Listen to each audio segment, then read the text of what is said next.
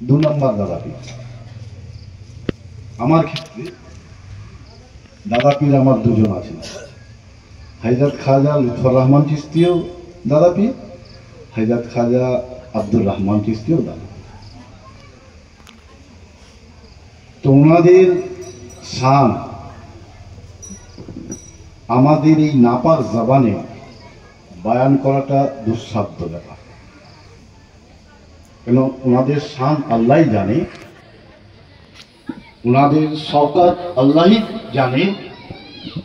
আমাদের পক্ষে দু চারটা কথা বলতে পারি, কিন্তু ওনাদের শান বা মর্যাদা সম্পর্কে আমরা ওয়াকিফ হতে পারিনি।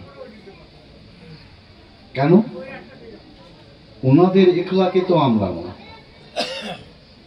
ওনাদের ইখলাকে ঘুরে আমার পীরের মারফত দিয়ে যতটুকু পেয়েছি, কারণ আমরা ওনার সঙ্গ করতে পারিনি। তবে পীর যখন ছিলেন দাদা পীরের সঙ্গ করেছি এবং দুই দাদা পীরের সঙ্গ করেছি, একই সঙ্গে বসে মজলিসও করেছি। তখনকার জামানার যে শিক্ষা দীক্ষা, এখনকার জামানা ওনারা যদি হায়াতে থাকতেন তাহলে নিজেরা নিজেই লুকিয়ে পড়তেন। কিছু মনে করবেন না, কারণ চিশতিয়ার যা হাল হাকিকত আমরা হারিয়ে ফেলতে চলেছি। কেন? আমাদের পীরের ইখলাকটাকেও আমরা ধরে রাখার চেষ্টা করি না, যে বাবু যেটা করছে সে ঠিক আছে। আমার পীরের মুখে শোনা কথা, হযরত খাজা লুৎফর রহমান চিশতি, হযরত খাজা আব্দুর রহমান চিশতি, হযরত খাজা জামালউদ্দিন চিশতি এবং হযরত খাজা রওশন আলী চিশতি, আর বাকি ওনার পীর ভাইরা ছিলেন সেখানে মওজুদ। হযরত জনাব বাহাউদ্দিন চিশতি উনি ছিলেন, শুনেছি আমার পীরের মুখে। তো বলমান দিয়ে গিয়েছিলেন। তো সকালবেলা ফজরের ওয়াক্তে নামাজ পড়ে বললেন উনি নিম দাতুন, যেটাকে আমরা দাঁত মাজার কাজে লাগাতাম, বলছে বাবা রহমান আব্দুর রহমান যাও নিম দাতুন নিয়ে। অনেকেই আছেন কিন্তু ওনাকে বললেন। এখন উনি একটা নিম খাঁচি দেখে ভেঙে এনে দিলেন, দিতেই তিনি বললেন তোমরা ইসলামকে শেষ করে দেবে। দাঁতুন এনে দিয়েছে, দাঁত মাজা যাবে, তোমরা ইসলামকে শেষ করে দেবে, এরপর লাগবে না।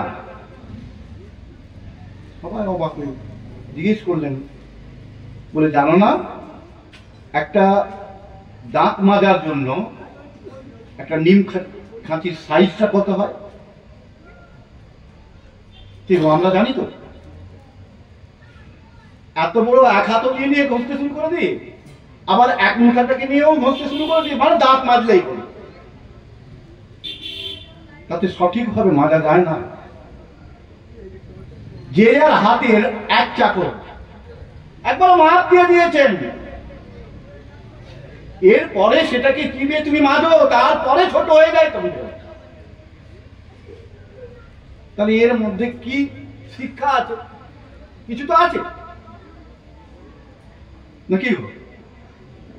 আমরা এখন ওয়াজ করি, তাকরীর করি, দেখে কিরকম কারোর কাছে শুনলাম, কারো একটা নিলাম, নিয়ে আওড়ে মুখস্থ করে আওড়ে দিলাম।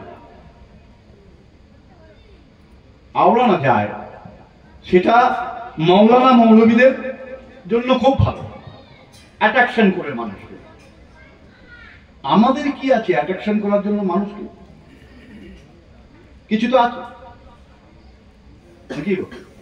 বিসমিল্লাহ গালা বড় বড় তালি মারাচ্ছি, এখানে দারুস শরীফ ঠিক জানি না, হবে হবে শিক্ষা বলে বিরাট কিছু ব্যাপার।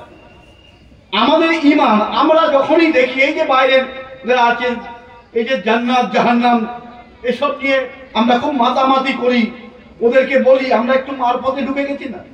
চিস্তিয়া মেরে ফোট করতে ভালো জানে না, কিন্তু মারেফত সম্পর্কে ওয়াকিব হতে ঠিক জানি না। দু চারটা এমন কথা বলে দেব, মাওলানার বাপেরও ক্ষমতা নেই যে সেখান থেকে তাকে খুঁজে নিয়েছে তার সাউন্ড করবে। সেই ফকিরি সিলসিলা আছে তো, আছে, নিশ্চয়ই আছে। কিন্তু আমি কি বুঝেছি, আমি কি তার সঙ্গ করেছি, তার কাছে জেনেছি, বুঝেছি? সঙ্গ করতে হয় তো। এই যে একটু আগে ছোট্ট কথা বললাম যে তিনি দাঁতনটাকে সামান্য একটু ছোট হয়ে গেছিল, এক চাকর মেপে ছোট হয়ে গেছিল, বলে তোমরা শেষ করে দিলে ইসলামকে। আজকে একটু করলে, কালকে একটু করলে, পরশু একটু করতে করতে করতে আসল জিনিসটাই চলে যাবে এইটুকু নিয়ে বসতে। তাহলে বলার কিছু উদ্দেশ্য আছে। আমরা সিজদা করি, এখন করি তো, টাইটেল দেওয়া আছে আল্লাহ রাসূলের কাছ থেকে তোমার পীরের পর্যন্ত আনতে হবে, শুধু নামটুকু বলে দিয়ে ছেড়ে দিলাম। দেখ বিরাট কিছু ব্যাপার। দারুল শরীফও পড়লাম না, দারুল তাজও পড়লাম না। তাহলে এই যে কে শিখবে? যারা পীরের সঙ্গে সঙ্গ করেছেন, সঙ্গ করেছেন, তবে তারা জানতে পারবে। এই যে উর্স করছি, এখানে মাজার থাকলে একরকম হয়, আর মাজার না থাকলে আর এক রকম হয়। সেটা তো পীরে দেখিয়েছেন নাকি? না সব ধান 22% করে দেব? তা নয়। তাহলে কিছু শেখা, জানা, বোঝার প্রয়োজন রয়েছে। আমরা বলি একটু কথা, এখন বলে তোদের ইমানই নেই। যদি বলি ভাই আমার কোন ইমানটা নেই একটু বলে দিত, ইমান কত ধরনের, একটু কথাই বলে দেয়। বিশেষ করে মাওলানা মৌলবীরা যারা শরিয়তের পন্থী, তারা শুনে চট করে ঘা দিলে কোথায় না ইমান। তাকে যদি একটু ঘুরে প্রশ্ন করি, ভাই আমার ইমান তো নষ্ট হয়ে গেছে, বলছো ঠিক আছে মেনে নিলাম, কিন্তু ভাই বলতো কোন ইমানটা আমার গেল? তখন কি বলবে? কি বলবে? ইমান সম্পর্কে ধারণা আছে শরিয়তের মোতাবেক দুটি ইমান পাওয়া যাচ্ছে। ইমান কত ধরনের? না দু ধরনের। এখন বললো তোমার কোন ধরনের ইমানটা গেল, বলে দিই। তাকে যদি বলা হয় ভাই ইমান তো আছে তোমার, আল্লাহ একটা বলা হচ্ছে সাধারণ বিশ্বাস, একটা বিশেষ বিশ্বাস। ইমানে মুজাম্মাল আর ইমানে মুফাসসাল। মুজাম্মালটা হচ্ছে সাধারণ বিশ্বাস, আর ইমানে মুফাসসাল হচ্ছে বিশেষ বিশ্বাস। সাধারণ বিশ্বাসটা ভেঙে গেলে তো বলবেই, আর যদি বিশেষ বিশ্বাস ভেঙে যায় কি হবে? কি হবে? সেই ইমানটাকে তো পড়তে জানতে হবে ভালো করে। বিশেষ বিশ্বাসটা বিশেষ ধরনের বিশ্বাস। যিনার আমার পীর হযরত খাজা গোলাম রহমান চিশতি, উনি ওনার পীরের যিনার কাছ থেকে পেয়েছেন, সাই পেয়েছেন, তিনার একটা টাইটেল দিয়েছেন, এবং যার কাছে শিক্ষা পেয়েছেন তারও একটা টাইটেল দিয়েছেন। একটা অলির বিভিন্ন রকম, একজন মাসুদ যে টাইটেল আসে যেমন ভাবে তার মতো ভাবে নিশ্চয়ই দিতে পারে, কিন্তু তার সঙ্গে একটা যৌক্তিকতা থাকবে, থাকবে তো। তো ওনার টাইটেলটা দিয়েছিলেন পীরে তরিকত কুল ইসরারে আয়াও নেহা আহলে সুফি। বাদ দিয়ে দিলে কেন? তুমি কি জানো না? শাহ সুফি। আরে বাবা, শাহ সুফি আর আহলে সুফি বলো পার্থক্য কি?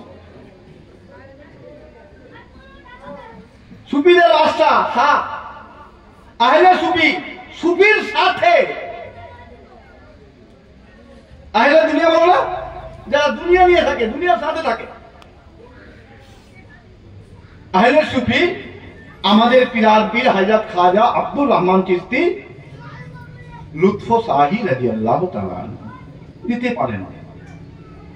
তো আমরা ইমান সম্পর্কে যে বলছি, যে ইমান সাধারণভাবে এবং বিশেষভাবে, সাধারণভাবে আর ভাগ করেনি, বিশেষভাবে যে ইমানটা রয়েছে তাকে 5 ভাগ করে দিই। বিশেষ, সেটা কি? আমানতু বিল্লাহি ওয়া মালাইকাতিহি ওয়া কুতুবিহি ওয়া রাসূলিহি ওয়াল ইয়াউমিল আখিরি ওয়াল কদরি খাইরিহি ওয়া শাররিহি মিনাল্লাহি তাআলা বাসে বাদল মা।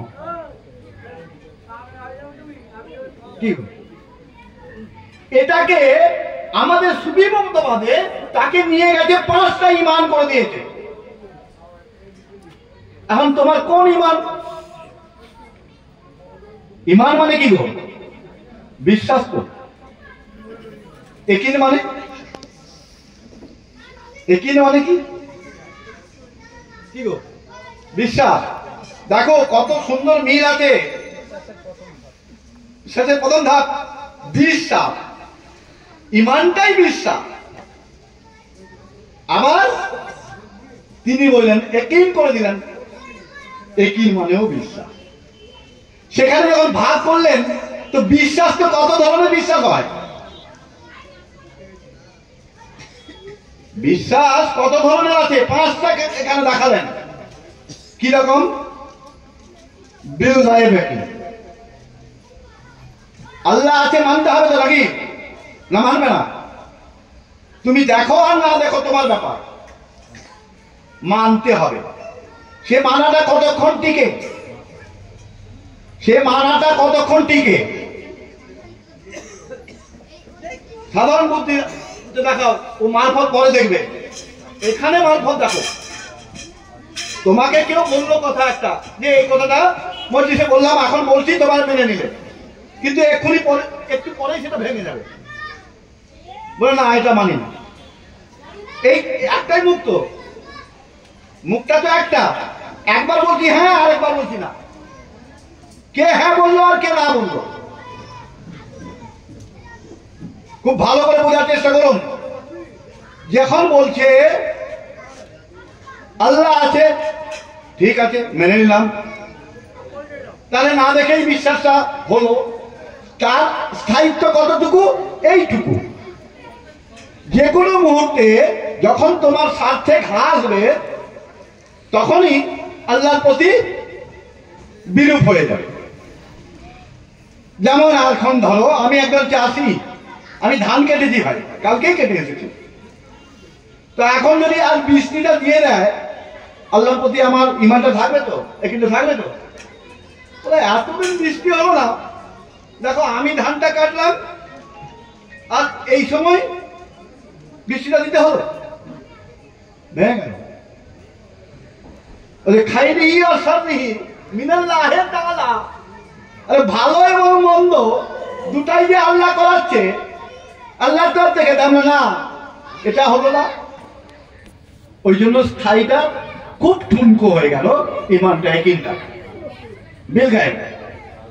তাহলে তার থেকে আবার আইনুলের যদি হয়, চোখে দেখে বিশ্বাস, একটা না দেখে বিশ্বাস আর একটা চোখে দেখে বিশ্বাস, আইনুল ইয়াকিন। তাহলে চোখে দেখা বিশ্বাসটা না দেখে থেকে একটু গাঢ় হলো, মোটা হলো, তাহলে তার স্থায়িত্বটা একটু বেশি হলো। এখন বলো, যেটা আমি চোখে দেখছি সেটাই ঠিক? কি গো? হ্যাঁ নিশ্চয় ঠিক। আমি দেখেছি এরকম করেছে, এইরকম হয়েছে, ওই রকম হয়েছে। ভাই দেখার মধ্যে দেখা আছে? কি গো? হ্যাঁ তুমি দেখেছো? বলে না শুনেছি। সেখান থেকে বিশ্বাসটা কমতে শুরু করলো। এখন আল্লাহকে তুমি যদি চোখে দেখো, তাহলে তো তোমার বিশ্বাস হয়ে যাবে। তা আল্লাহকে এই চোখে দেখা যাবে, আর বাকি যা কাজকর্ম, তার সিফাত, সেটা দেখা যাবে না। যাবে বলে আমি তো এই চোখে দেখতে পাইনি, তাও বিশ্বাসটা হলো না। অন্যান্য আমরা দেখি, আল্লাহ তো স্থূল নয়, সূক্ষ্মাতি সূক্ষ্ম, জাতে কাদিম, সূক্ষ্মাতি সূক্ষ্ম। তাহলে সে দেখার জন্য একটা চোখ তৈরি করতে হবে। সেটা কিসে হবে না ইলমাল ইয়াকিন। আমি দেখে বিশ্বাস করলাম, এইগুলোকে দেখলাম এইসব হলো, সেটাও বিশ্বাস করলাম। কিন্তু যদি বলি তুমি যেটা দেখেছো সবই কি সত্যি, না এখানে যে ভাইরাস ঘুরছে যারা স্থূল তাদেরকে দেখলাম, যেটা ভাইরাস আমি তো দেখতে পাইনি, আমি তো হাজির আছি, চোখ আছে, তো চোখ আছে, আমি দেখতে পাচ্ছি না। তাহলে সেটা দেখতে গেলে লাগবে কি ইলমাল ইয়াকিন, জ্ঞানের দ্বারা বিশ্বাস। এখন যদি তুমি এখানে ওই মাইক্রোস্কোপ দাও, চোখে লাগাও, তাহলে সব কিছু কিলবিল করতে দেখা যাবে, দেখা যাবে তো। তাহলে ইলমাল ইয়াকিনে হলো দেখা, আরো পোক্তাই হলো। এইবার লোক বললেও তুমি বিশ্বাস করবে না, যদি বলে তবুও তোমার বিশ্বাস ভাঙবে না। সেটা কি? সেটাই হাক্কুল, খাঁটি। যেটা তুমি জ্ঞানের দ্বারা দেখে নিলে সেটাই খাঁটি, আর তাকে নামাতে পারবে না। সেটাকে না সেই হু, সে হচ্ছে হু। কিরকম হু? তোমার মধ্যে আছে, তার মধ্যে আছে, সবার মধ্যে আছে, সবচেয়ে হচ্ছে হু ছাড়া তো কিছু নেই। এগুলোকে বুঝার জন্য কার কাছে যেতে হবে না, পীরের কাছেই যেতে হবে, তার কাছে সঙ্গ করতে হবে। না একটু করলাম বাস আমি সব জেনে নিলাম আর আওড়াতে শুরু করলাম। এর জন্য প্রয়োজন হচ্ছে ও যদি আরে পীরের সঙ্গে রাত কাটিয়েছে কোনোদিন? দেখো রাত কাটানো না, একই বিছানায় রাত কাটাতে হবে। পারবে তো? বলে বাবা কোথায় পা লেগে যাবে, কোথায় বেয়াদবি হয়ে যাবে, তার তোমার ঘুমিয়ে হলো। এই যে শিক্ষার অন্তর, এর মধ্যে যে রাজ এবং ভেদ, এগুলোকে জানাবার জন্য তিনারা এসেছেন এত কষ্ট করে। এই জায়গায় দাদা পীরকে বোম মারা হয়েছিল। আজকে তার এইখানেই কাওয়ালি থেকে শুরু করে নিয়ে বেশিরভাগ অংশটা তারই অনুগত্য, সেই কিস্তের অনুগত্য। এগুলো ওনাদের কারাম না, ওনাদের কারাম। আর এইগুলোকে কারাম বলে দিয়ে আমরা একটু আড়াল রেখে দিয়ে আমাদের খেল শুরু করলাম। আর তাদের যে আভিজাত্য করে, তারা যে কষ্ট করে যে জিনিস দেখিয়েছেন সেটাকে আউট করে দিলাম। এখন মসজিদ গেল দেখবে, একটা আরবিও ঠিক মতো পড়তে পারি না তো। একটা কোরআন যেটা আমাদের দলিল, সেটাকেই দিলে আমাদের এখনকার পীররা পড়তেই পারবে না। তারই উপরে বেশ করে আমি ওয়াজ করছি, আমি নসিহত দিচ্ছি। নিশ্চয়ই আছে, কোরআন শুধু পড়তে জানলে হবে না, কোরআনকে তাহকিক করা পীরের কাছে পাবে। যেমন হযরত খাজা আমাদের মাহবুব আলী চিশতি, তিনি ছিলেন অমনি, কিন্তু ওনার কাছ থেকে কোরআন মালা যারা মৌলানা মৌলবী বেরিয়ে চলে যাবে, পড়ে ভুল পড়ে, পড়ে নয় ভুল পড়ে বেরিয়ে চলে যাবে, আর উনি বসে শুনে নেবেন, এরকম কারো ক্ষমতা ছিল না। তাহলে সে শিক্ষাটা তো কোরআনের শিক্ষা নাকি? তো সে শিক্ষা নিলাম না, জাহেরি নিলাম না, আর আওড়াতে শুরু করলাম। কতক্ষণ স্থায়িত্ব হবে, কতক্ষণ টিকবে বলো? তাহলে তার জন্য প্রয়োজন এই শিক্ষা। আর যা তিনারা যেভাবে চলেছেন, যেভাবে বলেছেন, আমাদের সেই পথটাকে আঁকড়ে ধরে রাখতে হবে। তবেই তো তার শুধু পীরের ছবি, পীরের নকশা। আরে পীরের নকশা এই বাইরের নকশা নয়। মরার সময় তার নকশা খুঁজবে কোথায় পাবে? জমাতে পারলেন তার সঙ্গে, যখন তিনি ছিলেন জমাতে পারোনি, এখন ওই ছবি রেখে জমানো হয়ে যাবে। হ্যাঁ, এটাই কি আমাদের ঘরের নিয়ম নাকি? না। যতই আমরা যতই রাত পড়ি, যতই মুর্শিদে বলি, কিচ্ছু লাভ হবে না। বলে সব নাফসি নাফসি নাফসি করবে। আল্লাহ পাক কুরআন মাজিদের মধ্যে বলেছেন, আউয়ালা মা খালাকাল্লাহু নূরি। আল্লাহ পাক এক জায়গায় বলেছেন, আমি নূরকে প্রথম সৃষ্টি করেছি। আবার ওই কোরআনেই বলা হচ্ছে, আউয়ালা মা খালাকাল্লাহু রূহি। আবার ওই কোরআনেই বলা হচ্ছে, আউয়ালা মা খালাকাল্লাহু ইসকুন, বলো তিনটে আউয়াল। আউয়াল মানে প্রথম, আদি, তাই তো? তো আল্লাহকে জিজ্ঞেস করি, আল্লাহ তুমি তিনটে আদি বলে দিয়ে কোন আদিটাকে প্রথম সৃষ্টি করলে বাপ? এটা তো বলে গেলেন না। তাহলে এর রাগ ভাই কার কাছে পাবে? নিশ্চয়ই আছে, কিছু জাহেরি আছে, তো কিছু বাতেরই রেখে দিয়ে গেছেন। দেখো, ইস্ক না হলে না হবে নূর, না হবে রূহ। হাই হয়েছে, হাই। তাই বলছেন নূর কা সাগর नूर की मैं है, नूर का छलका जाम, मदीना तुझे सलाम, मदीना तुझे सलाम। नूर का सागर नूर की मैं है, नूर का छलका जाम, मदीना तुझे सलाम, मदीना तुझे सलाम। बादे शबाले आ रही है, बादे शबाले आ रही है, खुशियों का पैगाम, मदीना तुझे सलाम, मदीना तुझे सलाम। আমার এখানে হাজি যাতে আছেন, উনি হজ করে এসছেন, মদিনা শরীফ জিয়ারত করেছেন। আমাদের তো সে ভাগ্য হয়নি, তো মদিনাকে সালাম কেন বলছি? সেই রাসূলের যে রওজা মোবারক রয়েছে, আমাদের এই হায়াতে যেতে পারবো না পারবো, তো উনার হাতে যদি মুসাফা করি, আমি যদি মনে করি সেই হাতের ছোঁয়া এনার কাছে পাওয়া যাচ্ছে, আমি যদি সেখানে বসা দিই, নিশ্চয়ই আমার বসা করবে। তাহলে এই যে সমস্ত শিক্ষাগুলো একমাত্র কামেল পীরের কাছেই নিতে হয়, বাহ্যিকের সঙ্গে আভ্যন্তরীণ অঙ্গাঙ্গিক ভাবে জড়িত। শরীয়তকে ছেড়ে মারফত নেই, মারফতকে ছেড়েও শরীয়ত নেই। কেন এখন এক জায়গায় শুনেছি, পীর সাহেব পর্দা নিয়েছেন, তাদের নিয়ত হবে আলাদা। তাহলে তাদের যদি নিয়ত আলাদা হয়, তাদেরকে আলাদা দেখাই দাও না, ওই শরীয়তের জায়গায় কেন দিচ্ছ?